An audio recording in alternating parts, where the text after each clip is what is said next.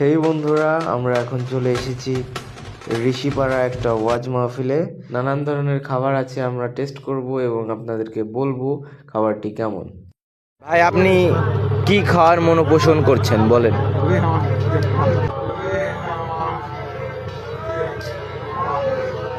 ও যে কি খাবারের নাম বলেছে ভাই, আমি ওটা বুঝতে পারিনি।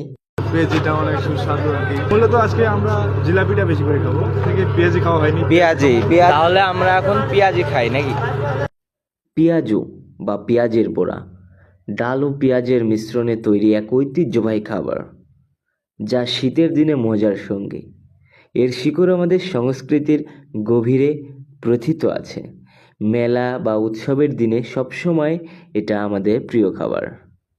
মেলার উষ্ণ বিকেলে পেঁয়াজুর ঘ্রাণে মন ভরে। প্রতিটি কামড়ে স্বাদের মেলা, যেন স্মৃতির স্রোত বহে।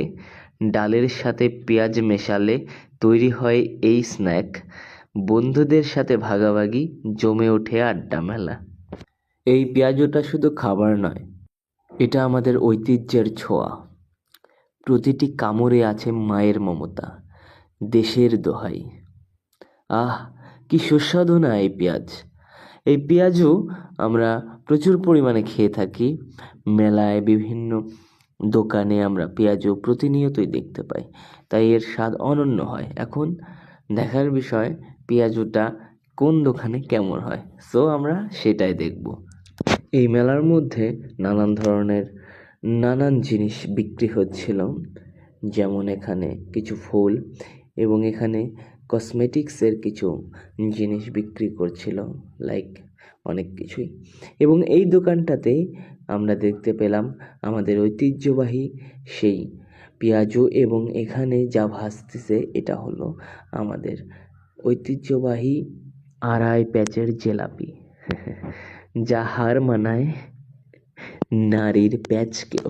যাই হোক, আমরা এখান থেকে কিনে নেওয়ার চেষ্টা করছি এবং আমি এখান থেকে কিনছি পেঁয়াজুটা কিনলাম, কিনে আমি জাস্ট পেমেন্টটা করে দিচ্ছি এবং এদিক থেকে মানিক খেয়ে নিয়েছে। হ্যাঁ, এবার আমি টেস্ট করে বলি কেমন। আমি পেঁয়াজিটা খাবো।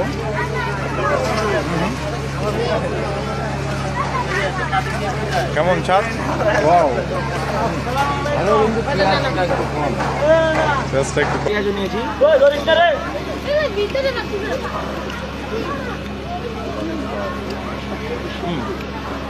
ভালো, কিন্তু পেঁয়াজ একটু কম আছে। আমাদের জায়গা ঠিক আছে, ঠিক আছে। ম্যানেজটা খেয়ে যাবে।